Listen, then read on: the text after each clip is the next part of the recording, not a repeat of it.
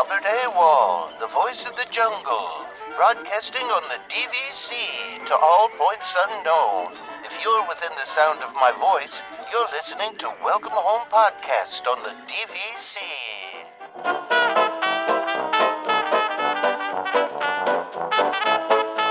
Hello and welcome home. This episode of Welcome Home is brought to you by DVC Rental Store. Thank you for joining us on episode 341 of Welcome Home, a Disney Parks and Vacation Club podcast. I'm Tom, here with Trevor. How's it going, Trevor? Hey, doing all right. How are you? Oh, busy. We've been... It's that time of year, right? It's more focused on getting stuff done than like trip planning and stuff like that, right? Well, trip planning. Well, I think I talked about it on the last episode. Like, we don't have a vacation schedule for this year, and it's like a little bit killing me. Like, I'm dying inside from this. I need to do something, but I don't know what that's going to be yet. And I think we talked about, we were just kind of waiting around, hoping there were going to be some cruise deals in the summer, when they try to like fill some rooms and stuff. And that's what we were thinking we might do. But I don't know. We're just we've just been so busy. We haven't even really been thinking about it, Yeah, no, I get it. And, similarly for us is, we're deciding to funnel all of our points into next year for a bigger trip. So yeah, it's the same thing. It's like you kind of, or like it feels like something's missing, even though you have something planned. It's still like, yeah, but I want to go now. Yeah, but I need a break right now. I need time off. I will admit, I have been thinking about this. We agreed, my wife and I agreed that we're like, no, we want to have as many points available as possible for next year, because we're going to be doing things way above and beyond what we would normally do, including like staying in a bungalow. So I don't want to spend any extra points this year. But then in the back of my head, I'm like, could I, we could stay in like a Saratoga and it would only cost us like, 30 points and it's like, no. Don't be tempted. Don't be tempted. Yeah. The problem is that it like when you're talking about like banking and borrowing points and everything, like, I guess this is something, when we started all of this, like DVC stuff, that was talked about as a feature of DVC, is that, hey, you can bank and borrow. And it's like, oh, that sounds amazing. But the part that they don't tell you about is that when you get used to a certain cadence of taking trips, and then it's like, oh yeah, if you want to like bank your points, it's like all of a sudden that disrupts your like yearly trip thing, right? It's it's like, oh wait, that like it's good, but it's also like, wait, what do you mean I have to wait for the next trip? Like, yeah, exactly. I actually, so it's I think I don't know if I talked about this on the show or just to you. I never know what we talk about and what, like, I forget, we talk have side conversations. Yeah. So like, and this is not a plug for the sponsor at all, but, and it just so happens that we're talking about this right now, but like DVC Rental Store does a thing where you can book cruises with your points, but it's not like when you do it through Disney where it's like a really bad deal. Like basically you're giving them your points and then they're booking a cruise for you. And it's so like the exchange is much better. Like it makes a lot more sense to do it that way. Like, cause we could take like a week-long cruise for less than our yearly allotment of points. I mean, like that's, which, if we were to do it through Disney, it would be much more, and they don't charge you that fee. Definitely. So, yeah. So it's more like the equivalent of like renting your points out and then booking a cruise, but they're kind of doing it both in one step. Yeah, they're doing it like almost like a single transaction. It's pretty cool the way that it works, and I would love to get somebody on here to talk about it at some point, because it is a really cool thing, and I think it's through Rental Store, and I'm on their website now, and I'm trying to find it, and I can't.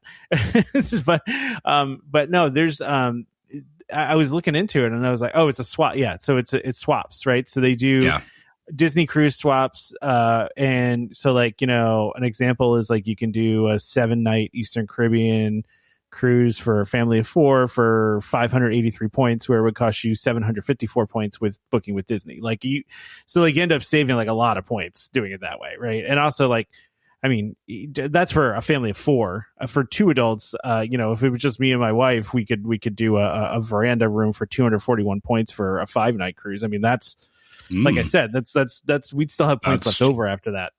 Like, yeah, that's not bad. No, I mean, we might actually end up doing that. I don't know. So we're going to see though. But we don't have, I don't want to say we don't have another use for our points this year. We may still end up going to Disney. My daughter was asking me like, we were going to Disney this year. And I'm like, I don't know, maybe. Like, okay. No, sorry. I'm going to stop you there. You're missing an opportunity. If your kid says go to Disney, you're going to Disney. Like, why are you arguing this? And I'm totally being devil's advocate right now. So here's okay. So I talked about this, I think, last episode. The problem we're running into is when to go, because summertime at Disney is miserable. It just is. It's so hot. And it's really hard to do that day in and day out and not just be kind of miserable in the heat. Now, and my wife and I have done this a lot. We used to go in July, which is probably the worst of all, right? So, it doesn't bother me that much. It doesn't bother my wife that much, but it does bother my daughter. I would, obviously I would much rather go during like an off time where it's cool and, it's not, stiflingly hot. But that's tough because those are the times that she's in school. So, listen, I'll give you my advice. And I think I've said this before, is take advantage of those weeks when teachers convention is going on. Oh yeah, I know. Yeah. Because, the kids, or at least for us, the way teachers convention plays out, and there's a couple of weeks in the year, at least for us, that we have it like twice a year where this happens, where the kids will be out of school Thursday, Friday. So then, they really only have a 3-day week. So we always plan we go during that week so that, my son would only miss 3 days of school, which is, far easier to handle than him missing a full week. Yeah. And then you kind of, you get best of both worlds, is that, your kid's they're not falling behind in school, and you're also, able to go during the cooler time and, kind of closer to when you actually want to go. Right. Yeah. Yeah. So that I would push you towards that, or that would be me being the bad influence on you, I guess. That you should be looking at when the school schedule is in the fall, and plan for a week when it's like a 3-day week that you can pull it out of school for a couple of days and just go. Well, I think, and I think we talked about this too. Like what I would like to do is do maybe a little bit of a shorter cruise, maybe like a 5-day cruise, and then maybe do 3 or 4 days at Disney. Like that would be the ideal situation. I just haven't sat down. I haven't had the time to sit down and plan it, to be totally honest. It's been a crazy year so far. I mean, it's already almost the end of February here. So it's been a crazy year. I just, I don't know. I agree with you, Trevor. I those are the good times to do it. Although we had a bunch of snow days, and so they ate up a lot of the days off that the kids were going to have going forward. What? Yeah. Oh, because we don't have like built-in snow days, Trevor. Because we don't have snow days like ever. So we don't have like built-in snow days either. I mean, sorry, that the only time that we actually get snow days is when it's like -40 and the bus is too cold to actually start. No. So that they don't like cancel school up here because of snow days, but when we've had those days where like school is canceled due to extreme weather, they don't like take it out of a pool of day. Wow. Okay. Yeah. Up here, they're just like, yeah, you missed a day anyway. Moving on. Well, it's only after you do a certain amount, right? So like, because we missed a bunch, like they have like a little buffer there, but it's like if they took any more days, they were going to have to start taking away some of those days. So, interesting. Okay. Yeah. So, I mean, listen, it's just a matter of me sitting down and figuring out when we're going to do that. The other complication is this, and I talked about this too, is that we want to go with another family. And I don't think they want to do the Disney leg part of this because of the heat. But I don't know. That's probably part of it too. It's always hard for me to try to book a vacation when other people are involved, right? You got to like coordinate all these schedules, and and and I don't know. Is it fair? Like, or I guess if they're asking you to plan it, I feel that's also giving you the ability to make authoritative decisions. Well, like, this is when we're really going. asking me to, though. They're not really asking me to. They're just saying we would like to go with you, but they're not committing to like it kind of ends up being me by default, right? Like, 'cause it's like, I mean, which I understand. But then I think you need to establish that, you have veto power and you can say, nope, this is what we're doing, right? Yeah, I don't want to be my argument. I mean, I'm saying this as, I don't know all the dynamics here. I'm just saying this outside is that I would be like, if I'm planning it, this is what we're doing. Kind of similar actually, like when I went with my brother last year, and he was very like, he knew up front, he's like, you do this all the time.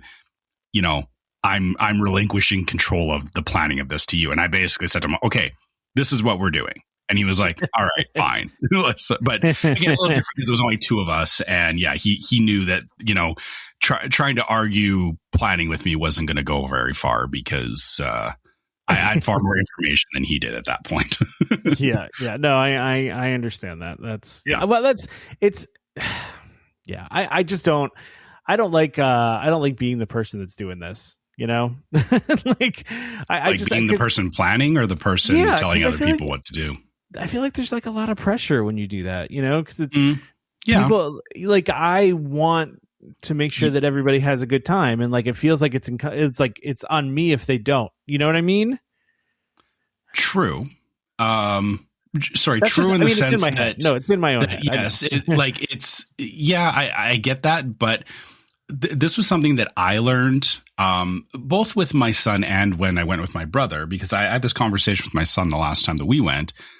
Was there's like when you're planning it, you have like all of the information, and you're like, if this doesn't play out, that this thing didn't happen, and that you missed out on X because you have pre-established experience and everything that lets you that. The other people, if the people are not involved in the planning, they're actually not disappointed because they don't know what they were missing out on because they were not involved in the planning. Right. Like, I had this conversation with my brother that, we were in Epcot and it was raining and I was kind of lamenting about like, it's not the greatest day for this. And he was like, dude, like, this is great. Like, I don't see what the problem is here. But I was like looking at it from the lens of like, oh, but I've been here when it was like, it was nice out and we could go and do this and you didn't have to like, run between buildings. And he's like, yeah, but we're still getting stuff done. And it's like, he didn't see the negative side of it because he didn't have a frame of reference for what was, and he had been to Epcot before, but he was like, I haven't been here in like 15 years. So for me, like, this might as well be new. And so for him, it was like, yeah, this is fine. Like, I don't see what the problem is. And so it was more my own expectations that were not being met, not there. So like from the angle of planning, it's like,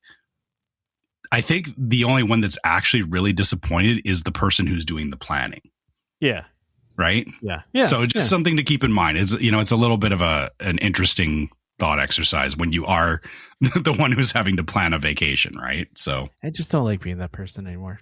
Yeah, I know, because you're the one who knows. But then when you realize that people are not actually like upset or like they don't know that it's like, oh, I had to like change this at the last minute or we didn't do this. It's like they don't know. They don't like like they don't know what all the planning that went into it. They're just like, when they're just along for the ride, they're like, yeah, cool. Like, yeah, that's fair. That's fair. Okay, well, Chair, I will see what happens. Listen, now that we're talking about this, I feel like I'm going to spend the rest of the day today trying to like figure this out because I hadn't really been thinking about it, and now I'm thinking about it. So it's like maybe I should actually go think about it and try to look for some stuff. I don't know. We'll see. So I'm going to live vicariously through you, Tom, and I'm going to say, at the very least, figure out if it's feasible this year. And if it is, then make sure you share it with us so that I can live vicariously through you. It's certainly feasible. I just gotta figure out when. And I said, when my wife got her job situation figured out, which she did, that we would plan a vacation, but we just haven't gotten to it yet. We've just been busy. It's been a busy time. So anyway, I mean, that's what's going on over here. I'm trying to think of anything else, Trevor. I mean, I don't know. I haven't really done a whole lot of Disney-esque things, although I think that's okay right now as well. Like, the breaks are good. And honestly, that kind of plays into, we have a rundown that is very light this week very light. Yeah, because there really hasn't been a lot of not this Disney week. stuff to talk about. No, not this week. There will be more, but this week has been a little quiet. So there are quiet weeks. Listen, that's how it goes. But I will tell you one thing. I opened my mail the other day, Trevor, and it had the little membership Magic Beyond the logo on it. And I was like, ooh, what's this? It was a padded envelope too. And so that got me excited, right? Because it was like, ooh, padded envelope. Oh, did right? you got the surprise gift. I did. This first item on the list you have on the rundown. So you got one. Okay. I did get one. So I was like, when I felt that it was a padded envelope and I saw that it said membership Magic Beyond, I was like, wait, is this a MagicBand slider? Am I going to get a MagicBand slider? And sure enough, a nice little membership Magic. It's funny to me though that they're doing this the year, like they're giving it to me now, and I had it in 2025. You know what I mean? Like I don't have it this year. Yeah. Is this, or yeah, I guess when they say 2025 membership Magic Beyond subscribers, I guess, yeah, that's people who had it the previous year. Yeah. Or is this still the 2025 year? No, because it actually says 2025 on it. So it's for the calendar year. It's not like when you sign up, you get it from a year from that date. Like if you sign up on like November 1st, you only get it from November 1st to the end of December. Like it's all dependent like on a calendar year. So right. Yeah, like it's just it's funny to me. Now, I'm not going to complain, and I also know what they're doing here. This is it doesn't matter. It's right on the card. Yeah, they're trying to get me to do it again, which is fine. Yeah. And listen, if I do end up going to Disney again, I will do this again because it was worth it. We got as I've said many times on this show about this, you're getting a memory maker for $99. Like, I mean, you can't go wrong. That with alone, that. Yeah, that alone's worth it, and then all the other perks as well. Yeah, because listen, Memory Maker is like $200. I mean, it's it's not cheap. You're getting it for $99. You're getting a waiver of the $95 fee if you want to use convert your points for other stuff. You get one-time use point. I mean, you can you can do 2-for-1 one-time use points. There's you can use points for annual pass purchase, and then the lounge thing is awesome. Like I told you my story about what happened at the lounge in Magic Kingdom, where a lady was yelling at the cast member. And, as she walked away, says to me, like, don't even bother if you're not on the wait list. And I was like, okay. And I walked up and the cast member's like, well, we wait list is full for today. I was like, well, even if I'm a membership Magic Beyond, member. And she's like, well, you said the magic words and I'll get you right in. And I'm just like, oh, okay. This feels very fancy and very, considering I paid $100 for this feels very, very nice. That's a cheat code. Yeah, it was a cheat. No, dude, it was. It felt like a cheat code because it was just like it's like I just paid $100 for this thing, and I walk up and this lady's yelling, and 10 minutes later I'm in the lounge. And it's like score one for me. Like this is awesome, So and then I mean, listen, I'm not gonna say I used the Memory Maker to its fullest this past year because I didn't. I mean, obviously the only time I actually had pictures was at the party. I think was when we had it. You didn't stop and hit up like photographers or anything, but I mean, you still get all the ride photos though. Well, no, but we did some pictures at the party. We did some photo pass prior to the party, right? So like the hours before the party, just because I knew we had that free entitlement, so I was like, let's just take some pictures so that and we'll have them, and that was worth it. But like I said, just for those two things, I was like, okay, I'll take it. That was pretty cool. But yeah, I mean, let us know if you got one of these. I mean, I don't know if any of our listeners did a membership Magic Beyond, but yeah, I haven't heard anything. So yeah, I guess people on Facebook or in the Discord, if you've gotten or if you've done membership Magic Beyond, let's hear about it because Tom's had his experience, but let's hear yours. Well, now that you're eligible for it, Trevor, like when you go to the park, if you go to the parks next year, are you going to do it if you go? Well, yeah, definitely. Like even the funny thing is that like you said, there's like the 2-for-1 one-time points and all that. Like because of the trip that we're planning, we're going to be spending a lot more points than we normally would, and I'm already prepared that I may have to buy extra points when we hit a certain, like our plans are going to use a lot of points, and a lot of it is because of the fact that yes, we are, a couple of nights in a bungalow is a ton of points. So yeah, I'm most likely, or I mean, yeah, if this plays out the way that we want it to, yes, I will be buying a membership Magic Beyond membership. And yeah, the funny thing is that it's, the photo pass thing is or the memory maker is obvious, but then it's like, I am probably going to use the one-time use points, and I guess whatever else comes up with it. The only thing that I wonder though, you'll use it for the lounge, but also like, I wouldn't be surprised if they change up perks and stuff with this over.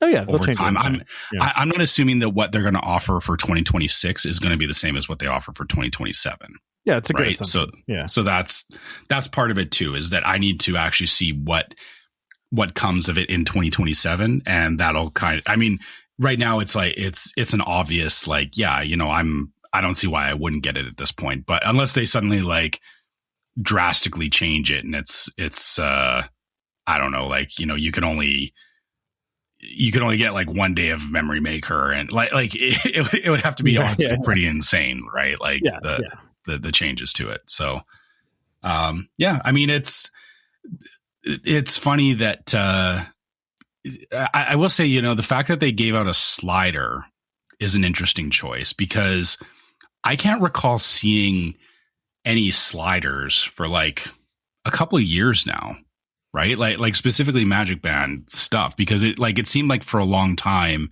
they were not promoting the Magic Bands as much as I feel like they could have. But this is and this is not like them like obviously promoting it, but I remember like previous years, like, annual pass holders and DVC and stuff, like it was like there was always like, oh, you can get a slider if you do this, you can get a slider if you do that.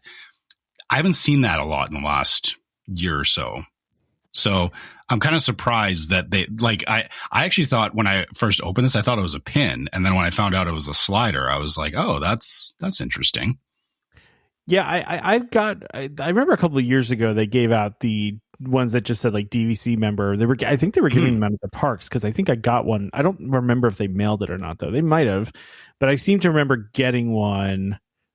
It might have been at the park. I don't remember, but I also know they noted in this article that they were giving them out on the cruise ship too. That says like members at sea or whatever, which that's cool too if you get them on the cruise ships.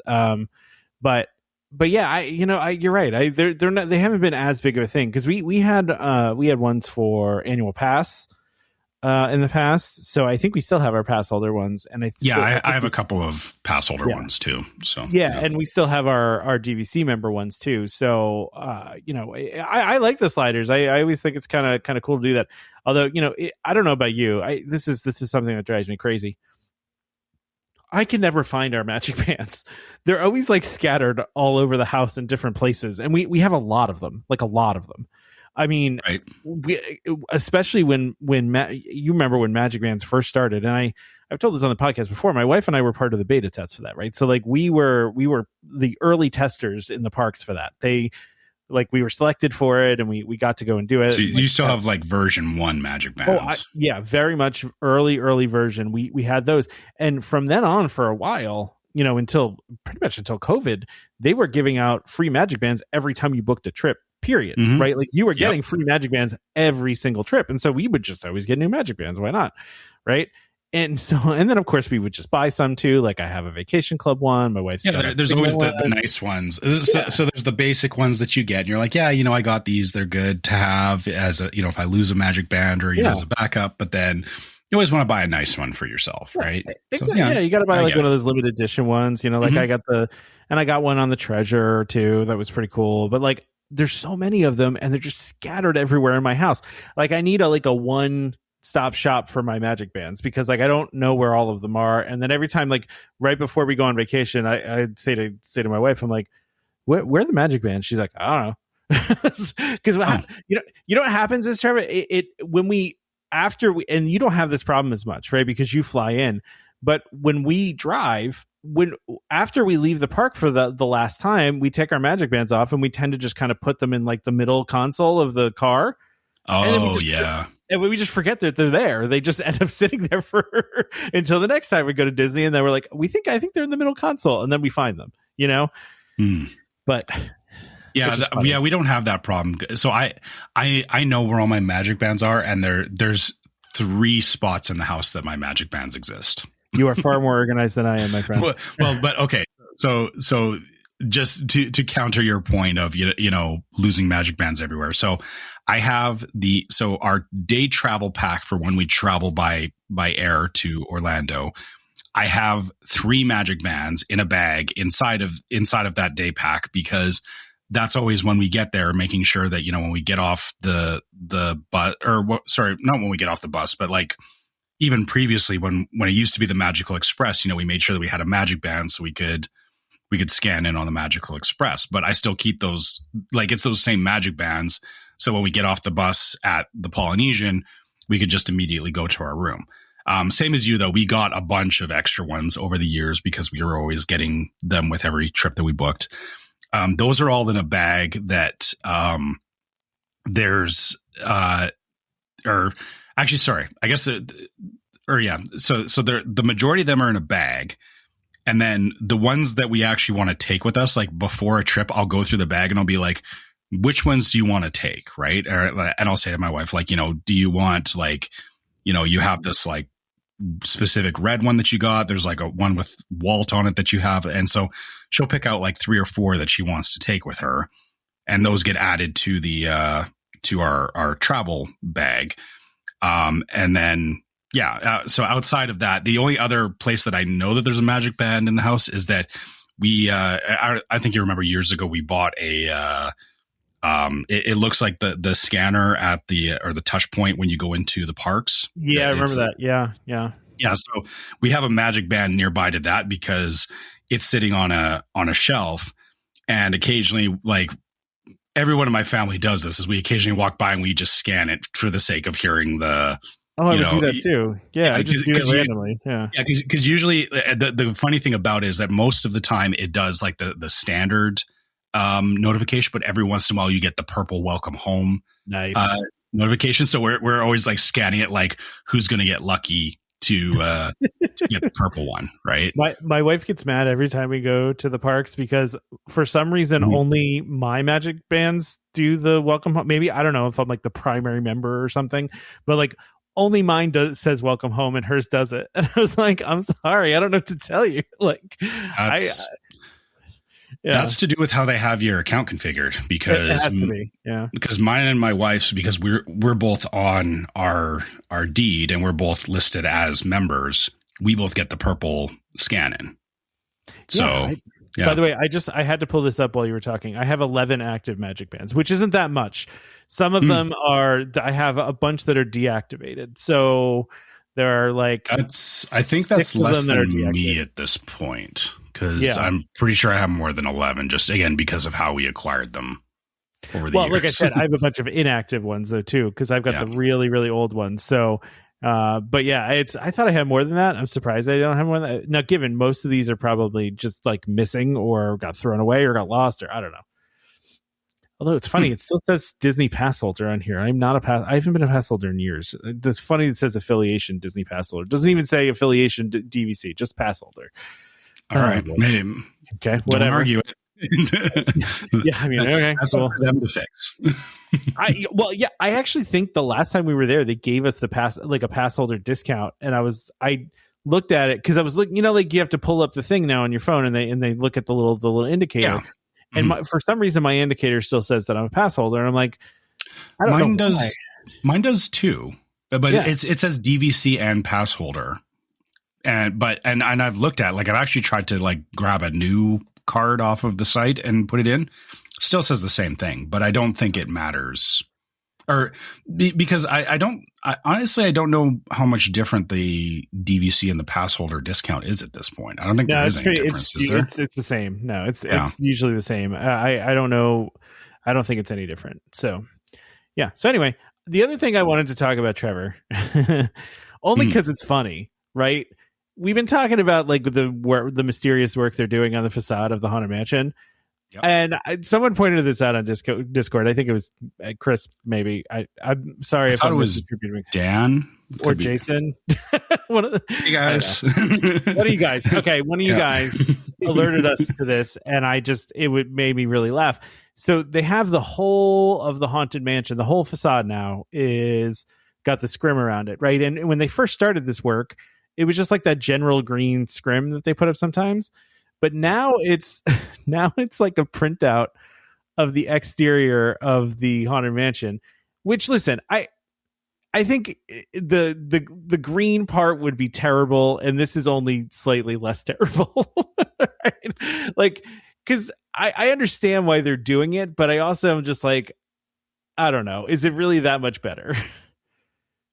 The funny thing about it is that it's better only because of the fact that it's certainly funnier. It's funny because it's the equivalent of I equate it to like if I was quickly merging stuff together with MS Paint, where you like copy and paste images. Like that's what it looks like, right? Is that it's like you put like an MS Paint image over the Haunted Mansion.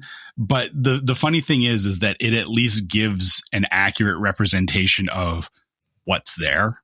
Yeah, that's true. Yeah. Which I think, for those of us that go all the time, it's like it's very glaringly like, oh, this is, this is under construction, whatever.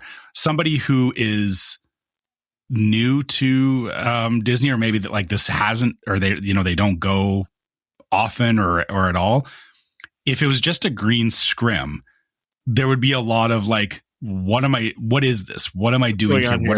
What am I looking at? Right. Yeah. Like it's very off-putting, honestly, that, if it's just like a generic green barrier in front of them, they go like, I came all this way to see a giant green block. Like, what are we doing here? Right. Yeah. Whereas at least if it's the picture of it, it's like, oh, that's what it's supposed to be. But also it's under construction. So, okay, fair. Right. I think it does contribute to perception that, having the picture on the outside, for as goofy as it does look to us, I get why it does make sense to spend the extra time to do that. Yeah. But also, hey, I thought that they were just expanding the queue. Yeah, that is part of why that's on here. Yeah. Yeah. So this is a lot more than just queue expansion that's going on right now. Yeah, it is. So, by the way, I did go and check this out, and it was Jason. Thank you, Jason. And Dan did comment on it. The walls. Dan said the walls with the image of the building behind them on it always crack me up. It's like they're trying not to disappoint folks, but I don't know who looks at that and says, "Wow, look at the Haunted Mansion." Like that, it is. And Ashley pointed out kind of the same thing you did, which is, can you imagine someone who had no clue and just took a picture in front of it? Right. I mean. Yeah. I can't imagine that there are people like that, right? That just walk up and that they think that this is how the Haunted Mansion just looks, right? You'd be surprised. Like, again, you have to remind yourself that we have very intimate knowledge and intimate I forget relationship with Disney. I know. And so to us, this seems obvious, but there are people that would go there and be like, I guess this is it. And they would just like they would just go with it. And I mean, it's kind of hilarious though, right? It is. Yeah. I like the fact that they put the what is that guy? Grave keep? What? I can't remember. The graveyard guy. The graveyard guy. He has a name. The caretaker. Thank you. The caretaker. Yeah. I want to say, yes. I mixed up graveyard with crypt keeper and I don't know where I was going with that, but I find it funny that they put him on the outside of the scrim, like he would actually be standing there, except he's not. Yeah, like it doesn't. That's an interesting choice that somebody chose to like slap that on the outside. Yeah, I so to your point there, to go back though to Trevor, it's like, so what else are they doing here? Like, are they just extending the facade, and because of that, they need to make sure that the rest of the facade blends in with it? Is the whole outside getting a spruce up? Like, while they do this, might as well give the whole outside a whole new, I don't know, lighting package or something. I don't know. They could be doing a lot of things, I guess. But it is interesting that they've got this whole thing scrimmed up and are, it's kind of a mysterious thing. We don't really exactly know what they're doing. I mean, we assume they're making changes to the facade, but I think you're probably right on a couple of points there. My initial thought around this is, we talked about how the surrounding area is going to drastically change, and you're going to have like sight lines are going to be very different going to the Haunted Mansion. Because right now it's kind of like shoved into a corner because of where it is next to Rivers of America. Yeah. I feel that you're right. They're probably looking at lighting. They're probably doing some touch-ups to it because they want to make sure that it blends. Yeah. Well, not that it blends, but also that it pops. That pops. It looks the part for where it's going to be situated next to new pathing, and also probably the fact that I don't know how visible it's going to be from. I keep wanting to call it Radiator Springs Racers, but Piston Peak is what the area is called. Yeah. But there's a good chance that it'll be visible from Piston Peak, and somebody might have been looking and going like, oh, we should probably like do some touch up to this because, we all do this. Like you're looking off into the distance from a ride, like even like Splash Mountain or Tiana's Bayou Adventure is a great example of this. Is like when you come out over the top, like you can see the whole park. I'm always like looking off into the distance to see what things I can see that maybe you can't see from a normal angle. I feel like this is part of it, is that maybe with Piston Peak, there's going to be opportunities for people to see the Haunted Mansion, and somebody may be looking and going like, oh, we need to make sure that it looks right, or that there's not like, there could be a section of it that, previously wasn't covered with a facade that nobody saw about, or nobody saw or cared about before. Yeah. That maybe they need to cover it up now. That's my thinking, is that, they're planning for what this is going to look like when the whole area is done. Is what I think this is, but I'm honestly surprised that we started from like, oh yeah, they're just doing work to the queue, but it's like I'm surprised that the whole thing is getting a touch up now. Yeah, it's way more than that, for sure. Mm-hmm. All right, Trevor. Why don't we go that's ahead and interesting. Do our ad? Yeah, let's do our ad. I just thought it was hilarious. Honestly, when Jason said that in the Discord, I was like, "That's amazing that they've done that." So that was funny. But anyway. I appreciate it. I appreciate the fact that they could have just left it as the green blob, and that would have been equally as funny. But doing that little bit extra, I think it's funny to us, but I see where it's beneficial for. It's also a very Disney thing to do too. Of course, it is. Yeah, absolutely. Yeah, yeah. All right. Let's go ahead and do the ad, and then we got like some Disneyland stuff we'll talk about. We'll end the show with all Disneyland. Sounds good. So this week, our sponsor is DVC Rental Store. DVC Rental Store is a keyholder vacation company that offers magical vacations at incredible value. Save up to 60% off retail rates at premium Disney resorts. DVC Rental Store now includes deposits as low as 25% at the time of booking and a built-in cancellation policy for every reservation. And as always, DVC Rental Store pays out the most to members looking to rent their points. Want to learn more? Go to dvcrentalstore.com/welcome home or call 1-855-DVC-RENT. That's 382-7368. When you speak to them, be sure to let them know the Welcome Home sent you. All right. While you were doing that, I actually just submitted a request to find out some options for my point swap. There you go. Yeah. I want to do a point swap. I've got an absurd amount of points this year, Trevor. Because I banked a lot from last year, and so now I got all these points to use, and I gotta do something with them. So let's go on a cruise. Yeah. Yeah. There you go. Yeah. So the rest of the show is going to be about Disneyland. So if you don't care about Disneyland, you can go if you want, or you can hang around and listen to us talk about Disneyland. But like we mentioned, this is a little bit of a light week of news, but there's some interesting stuff going on at Disneyland.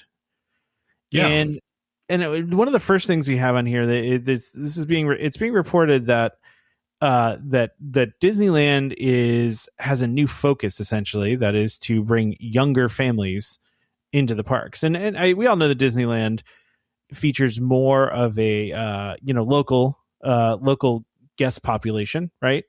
And obviously they're trying to cater a little bit more to younger kids, which is kind of funny to say about Disney in general, because Disneyland and Disney in general caters to younger kids. I mean, but, yeah. Yes and no. I mean, there's, good. Sorry, continue. Sorry, continue your thought. No, it's all good. So a couple of the things that they're doing, and this is there's a couple of reports out there about this, is they're going to be debuting a new kids meal option for $5.99, which, pretty cheap for these days, and that's part of the things that a lot of people have issues with at Disney in general is just prices. Although I have always felt that the food prices, especially like quick service, were kind of reasonable. You can get a quick service meal for a decent quick service meal for, less than what I'm spending at, like, if I go to McDonald's nowadays, you know what I mean? Like, it's not that bad. Especially, and I talked about this last summer when I was going to our local theme park, like how, there was like a 3 chicken finger and fries with no drink was, $19.99 at my local amusement park. You can get much cheaper at a Disney park than that. But this includes a hot dog, a drink, and a mandarin orange, which is is pretty good a meal for a kid. My big problem is my daughter won't eat hot dogs. That really throws me off.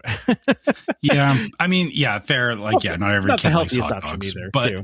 But I mean, I get it though that, like, I think back to when my son was very young, that it was like, desperately figuring out where you could get chicken nuggets or something that your kid.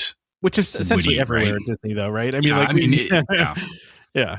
You're not going anywhere at Disney where they don't have some sort of chicken tenders or chicken nuggets. Yeah, but part of that too was, and also like we had the same challenge with our local amusement park as well, was that it's like, not overpaying for food for your kid when it's like when your kid's very young, that it's like, you spend $12-15 on a meal and they eat like 5 bites of it and then they're like, I'm full, right? And you kind of and you're looking at it and going, well, I guess I better finish this off even though I just ate a whole meal myself so that it doesn't go to waste, or at least that's what I was doing. I don't know about other parents. Well, and then 5 minutes later they're like, I'm hungry, I want some cotton candy, I want some ice cream, it's like, but you just had lunch. But like I said, it's that whole thing about like trying to, especially like when you have multiple kids, you're like, I was, I only had to deal with it from the lens of having a single child. But, when you scale that up to, 2-3 kids, that number multiplies. And I can see where, for a lot of families, it's very hard to justify, I'm not going to the park and spending $30 on meals for my kids that, they hardly touch. And then, like you said, then they're wanting, and yes, even as a kid too, I knew like I ate my meal, but then I was still eyeballing the candy in the candy store. And, I still wanted this and that and everything else because, priorities are different for kids.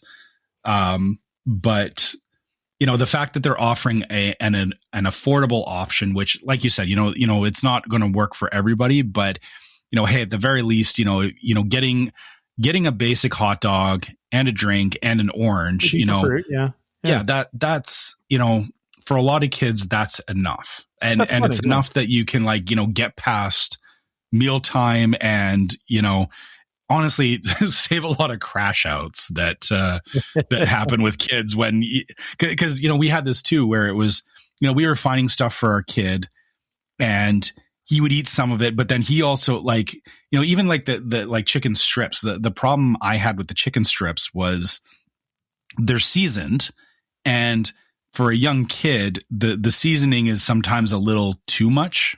Like even though it's not like a lot.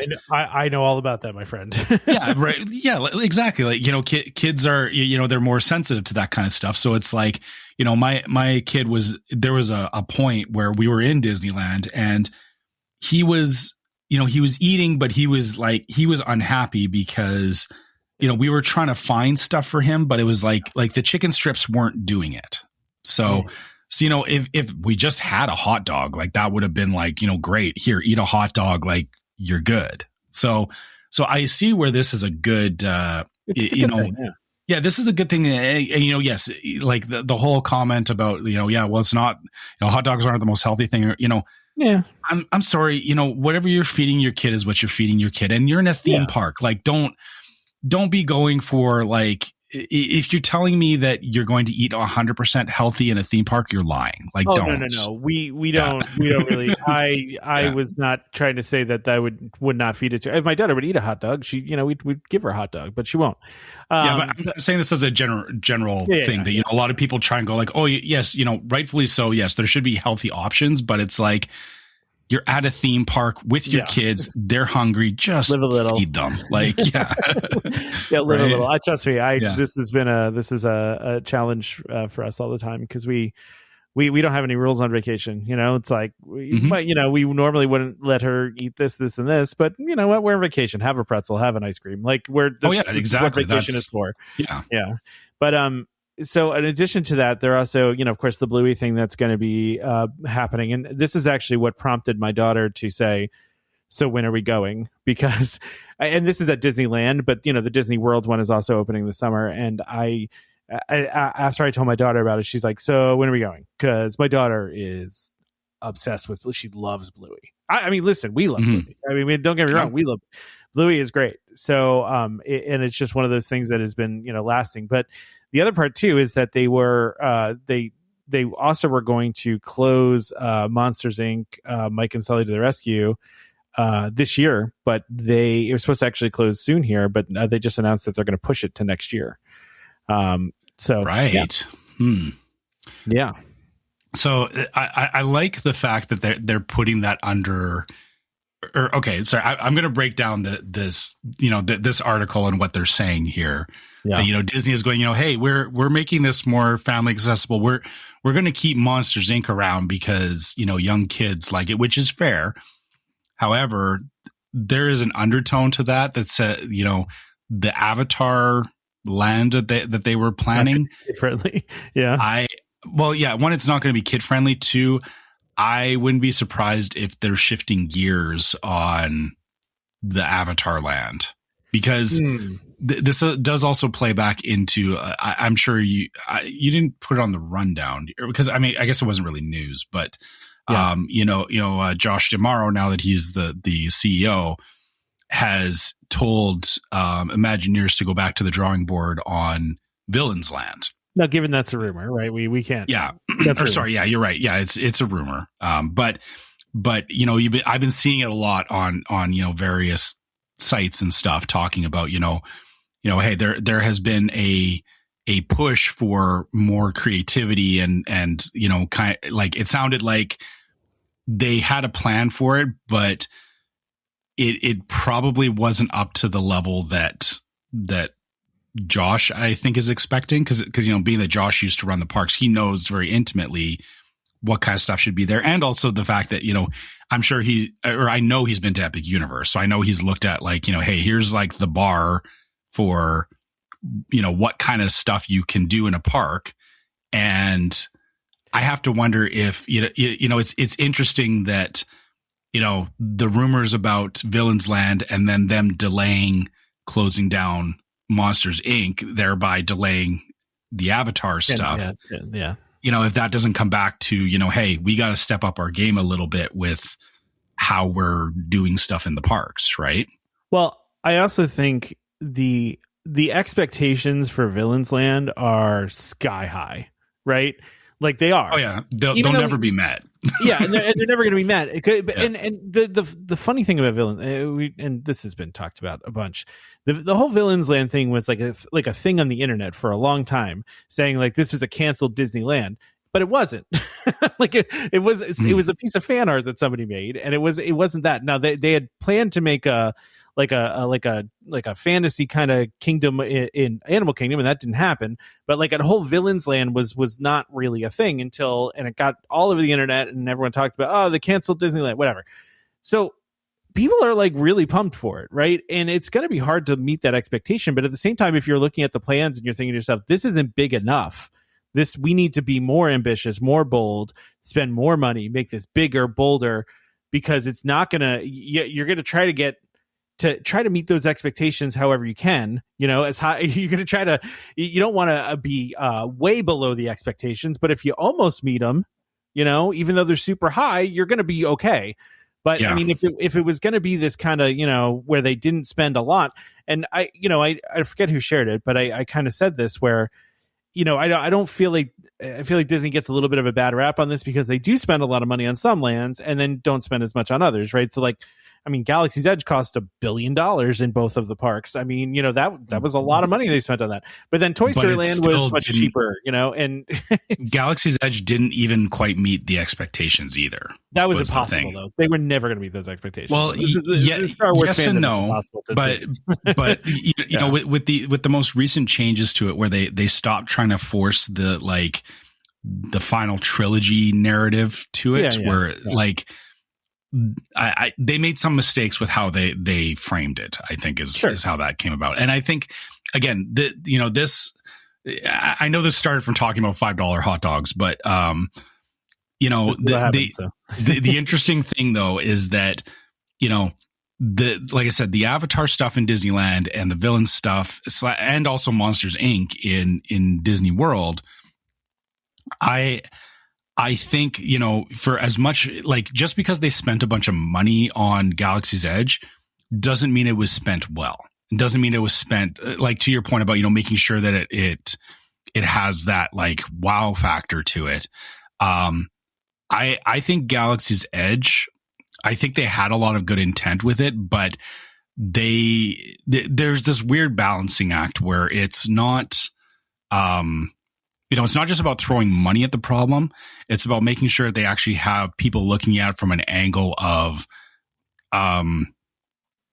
imagineering or imagination, like how it's going to be perceived, how it's going to look at the end of the day. Because even if they spent all this money on these new lands, if they're the most basic, uninteresting things, sorry, but your baseline for competing with Villains Land is, if you go to Epic Universe and you go to Dark Universe, there is a windmill that's on fire every day there.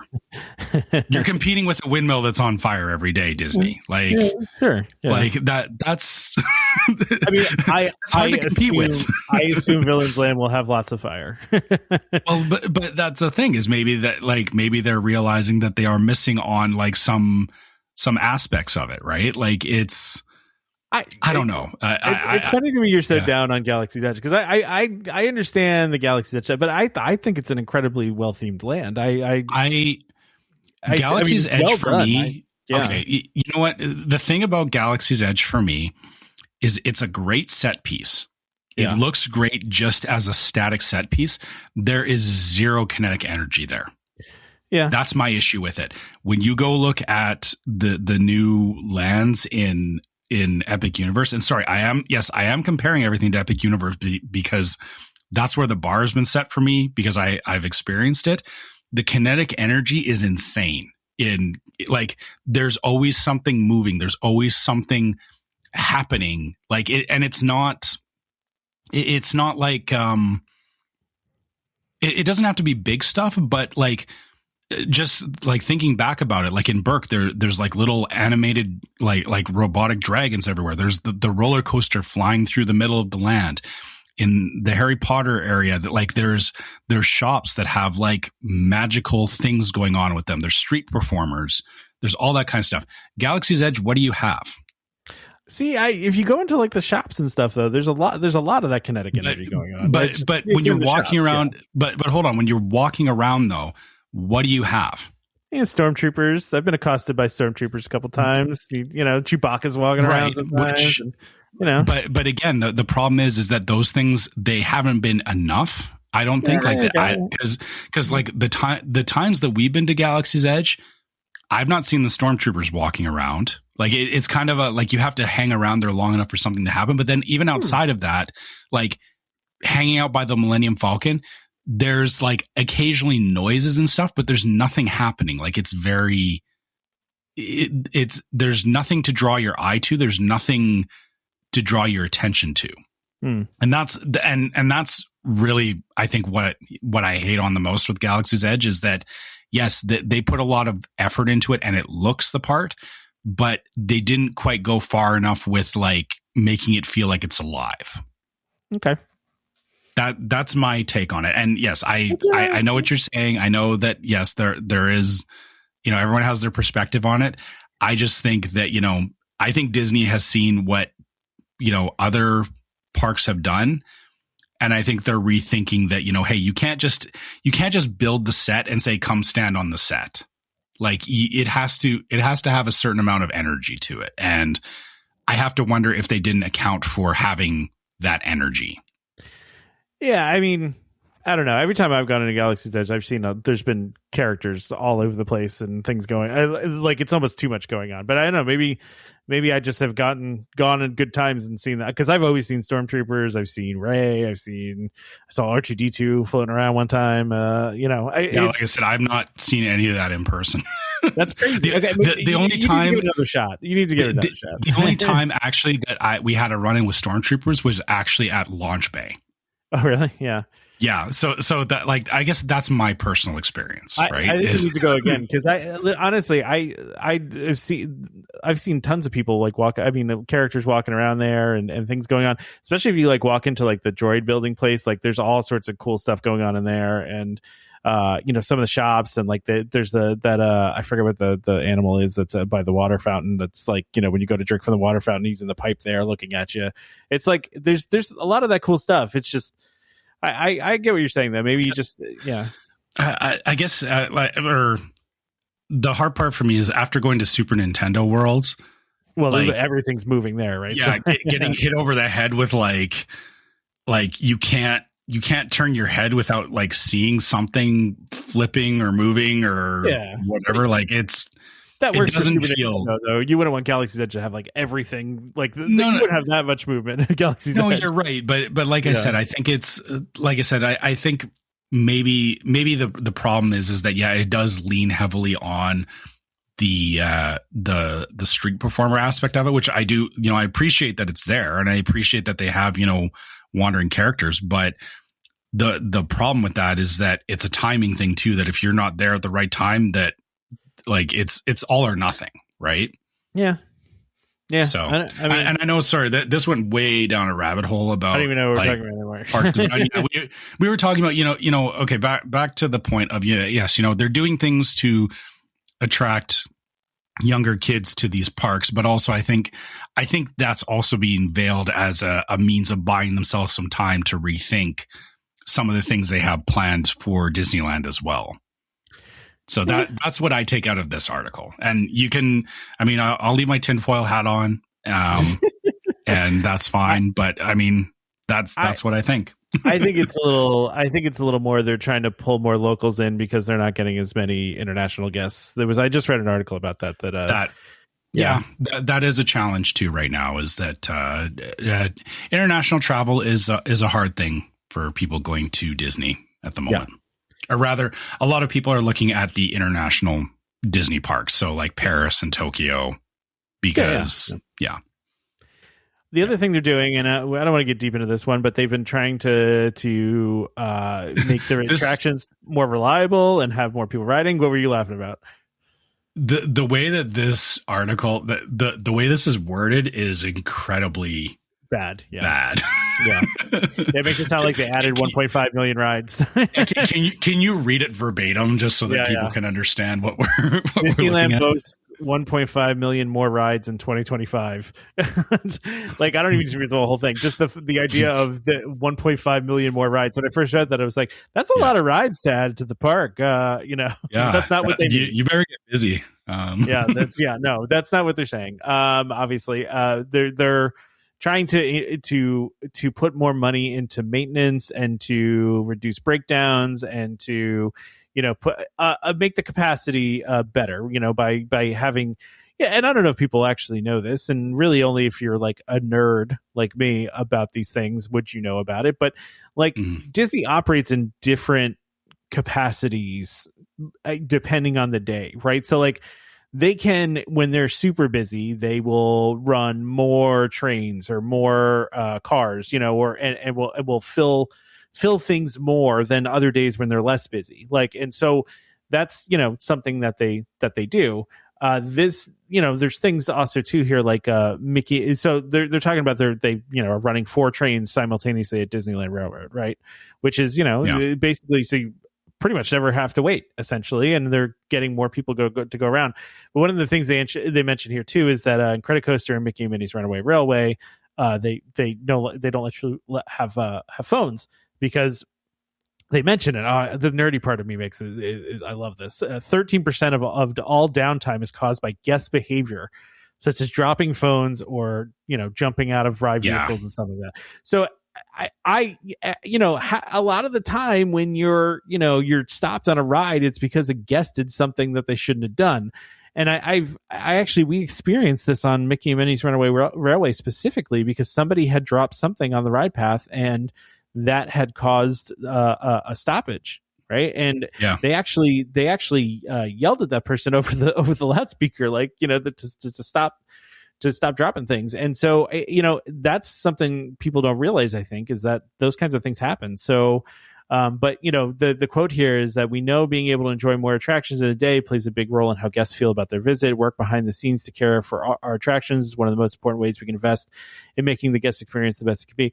And listen, a lot of people have been complaining. I mean, like, I'm sure people have been complaining about this for like 50 years, that they feel like Disney is investing less in maintenance and that there's more things breaking down, and there's that rides are down far more often than they used to be, and that may or may not be true. I honestly don't know, unless I had the statistics for that. I don't know, but I mean, I guess perception is reality for a lot of people, right?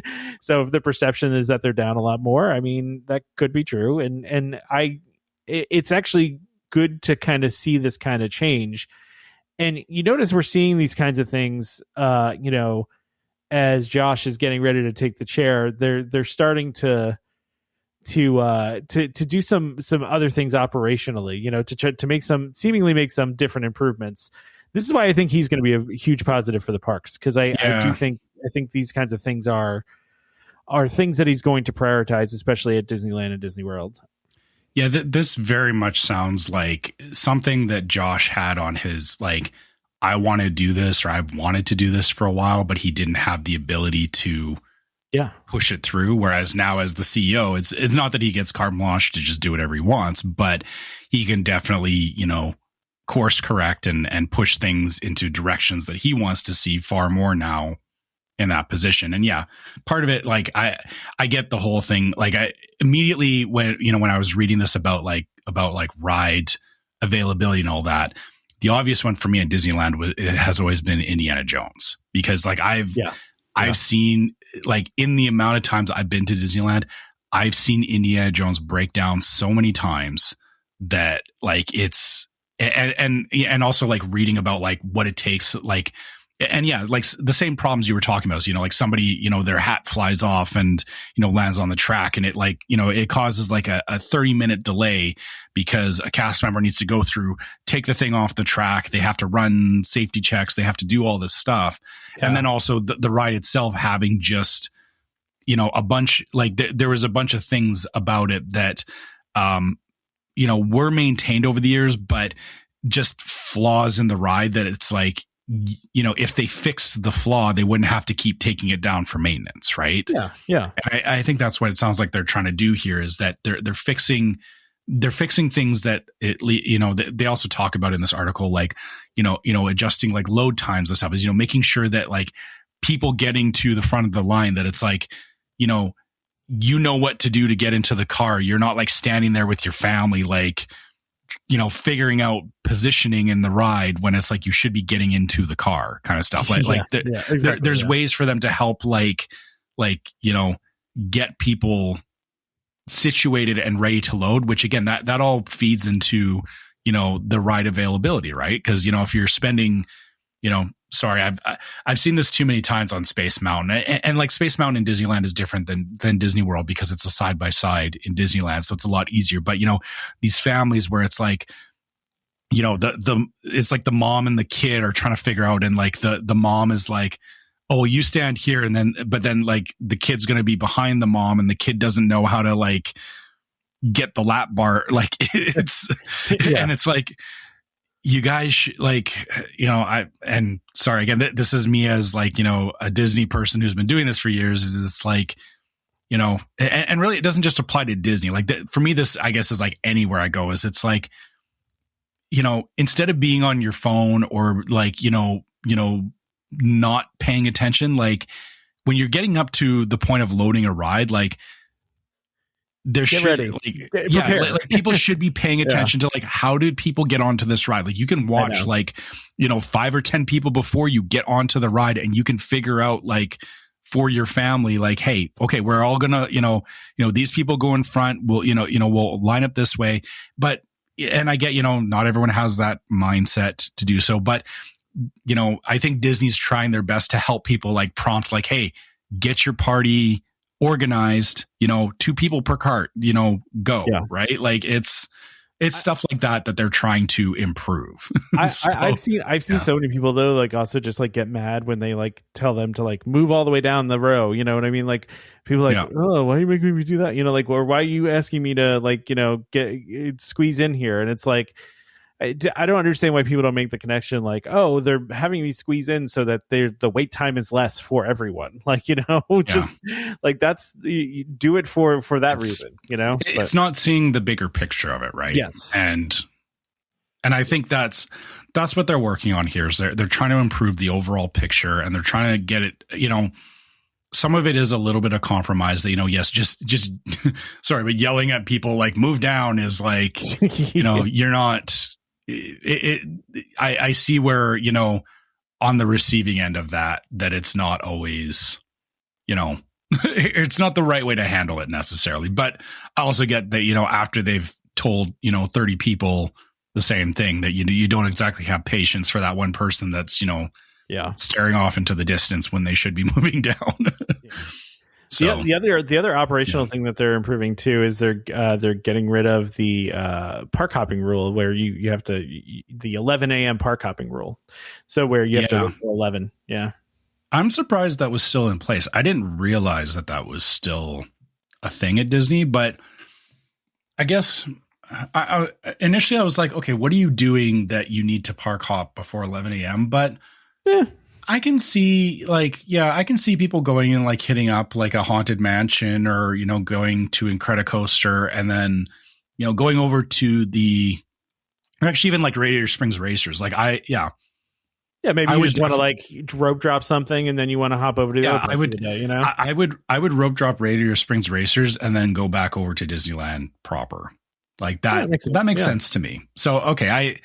I change your opinion on that. because initially I was like, well, I could hang out in the park until 11 a.m., but it's like, no, I see, like, because of the proximity of the parks and like they are so close together, I see where the 11 a.m. restriction is very restrictive, very difficult. Yeah, it does actually cause you extra pain that you don't need, right? Yeah, so, exactly.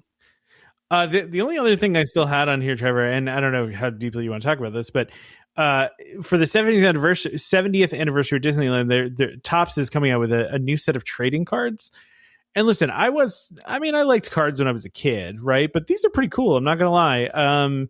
The neat thing about them is they have some really cool, like old school stuff on here.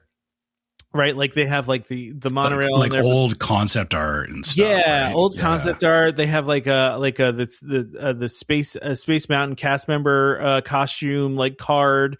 They have a Disney dollar one, which if Disney you don't, Disney dollars, if anybody still has Disney dollars laying around, let us know. But I really like these like that famous painting of Disneyland, like that first one that they did, and then. There's some really neat like construction photo ones. I think the coolest one to me though, actually, as like, especially for like kids, is they have ones that are unsigned autograph cards. So like they have Elsa, Mickey, Minnie, Chip, Dale, Ariel, and Stitch, and then some other ones. And it's a card with the character on it, and then it has a blank on the bottom for the character to sign it. Which I think is really cool because when I was a kid, I had the book of, you'd had the autograph book and you take it around, but the card thing's pretty cool too. Like, because you could like have these cool trading cards that are signed, and it makes it, I think it's a neat idea. Yeah, I definitely like that a lot more than the autograph book, because like from a display standpoint, like, when I, if I get a character's autograph, it's, the fact that's in the book, it's like unless you're like yanking pages out of the book to like display them somewhere, it doesn't really work, right? Like you can put the book out as a display piece, but it doesn't, like, if there's a particular character you're a fan of that you want to have as like part of a larger display, yeah, like I would totally make sense to have it as something where, yeah, you get Elsa to sign the card, and then you have it on you have it in with a bunch of other memorabilia at home. Like for us, I guess it would be, my son, when he was younger, and he still has a lot of it. Like he has a bunch of Stitch memorabilia. Getting a Stitch trading card and having Stitch sign it would be like, that would be something he would want to do. And the funny thing about this is that, initially, like you said, I was looking at these trading cards, and I was like, oh yeah, they're neat, but like I'm not big into trading cards anymore. Like you, I had cards when I was younger for various things. Yeah. But I was like, that this doesn't seem very like something that I would be after. But, knowing like if I had kids or grandkids of an age where, they were like, oh, I'm after a particular character, I would probably be buying some of these to get some of those, if there was like that character's card, I would be hunting for that character's card. Oh, absolutely. To get it, which is funny because then you end up like, it does kind of make you feed into, like you say, you're buying, packs of trading cards. You're trading with people or whatever. You end up with a bunch of duplicates and stuff, Yeah. Yeah. Which, I mean, that part's funny, but like it does add another layer to trading cards as well. Which I like. I do like when trading cards are more than just collecting the cards themselves, right? Yeah, absolutely. Also, I know you probably, or you might have caught this, but you might have missed it. So on the cards that have the like, it's like the old like Disneyland concept art and the construction art and everything. In the top right-hand corner, there is a half red, half white bulb, which is a reference. I know about this. To a particular bulb on Main Street that they had to do that with because it was easier than redoing the entire. Yeah. What a great little Easter egg. And good on you for noticing that, man. I did not notice that at all. And I know about it, but that's funny. The funny thing was, I was flipping through these and I saw the bulbs and I was like, oh, did they actually put, and then I saw it. I was like, oh yeah, they did put the bulb there. It's really funny. I didn't notice that. Good call out. So yeah, lots of good detail in these cards if you're after some Disney memorabilia. Yeah. Yeah. All right. Well, let's wrap this up, Trevor. Yeah, for sure. All right. So yeah, as usual, if you guys have any questions or, want to share your own stuff, experiences about, Disney, anything like that, you can always find us at welcomehomepodcast@gmail.com. You can also check out our website, which is welcomehomepodcast.co. You can reach us through there as well. It has a link to contact us through. So you can either use the Gmail address or you can go to the website. Either way works. We love hearing from you guys and hearing what you think about the show and all that. And you can also find us on Facebook as Welcome Home Podcast. You can find us on YouTube as Welcome Home Podcast. You can find us on Instagram as Welcome Home Pics. Make sure on Facebook you check out our group Welcome Home Disney Waitlist, where we have conversations about all the stuff in from the show. I want to actually make a quick shout out to my wife, who has been helping us with a lot of our social media posts on there. I saw she made a post about asking people how they got into DVC or where they found out about DVC.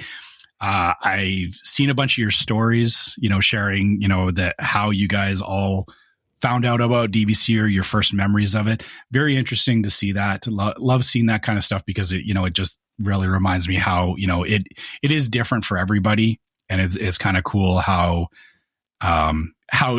even though we're all like looking at the same thing, how much different all of our experiences are with it. So, stuff like that is great to see. Love to see conversations like that and just people sharing their points of view on Disney and all that and DVC.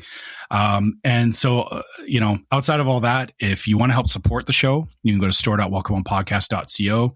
check out our different merch. We got some cool stuff in there. We got hats now. We got water bottles, fanny packs.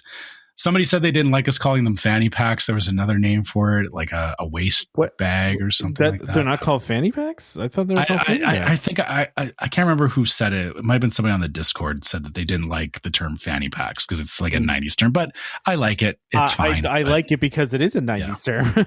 Yeah, exactly. So it's fine. But we got all kinds of stuff in there. So you know, you can go and check that out. We are going to be adding more stuff as time goes on. Again, just as we have time to do it. But you know, like I said, it is a new store. It's got, you know, if you haven't been there in a while, maybe go have a look. 10% off. Yeah. 10% off till the end of February. That. Yep, 10% off on every item till the end of February. You got another week, so yeah, if you want to go get some merch, go grab something out of the store. Similarly, we also have a Patreon, so you can go to patreon.com/welcomehomepod, and you can check out our different levels of Patreon support, which have exclusive merch that you can only get in the Patreon. So it's a logo that we only offer in the Patreon. You can't get it on the store. Also, all of our Patreon supporters get access to the Discord server, which, as we talked about, you know, we have great conversations in Discord, similar to what we have on Facebook, but it's a little more intimate. And Discord is a little bit of a different vibe. Kind of, I guess, back to like an old, maybe I'm dating myself, you know, like forum chats or forum posts, if you remember those. Yeah, it's kind of that. But, you know, again, great conversations on there. People bringing up, you know, their own experiences with Disney and, you know, talking about planning and all that kind of stuff. So, you know, if that's of interest to you, please go check out the Patreon so you can get into the Discord server. And last but not least, if you're listening on iTunes or Spotify, and where you can leave us a 5-star review, do so. Not because, you know what? Because I would like it to be 5 stars, but also, you know, if you leave us a 5-star review, it just helps the algorithm put it out there to more people, and that's really all we want out of it is, you know, get it out to more people. You know, also share it with your friends as well. If you think there's somebody that would enjoy the show, you know, share it with them. You can also write us a review on iTunes as well. We love hearing what you guys think about the show as well. So I think that's it for me. I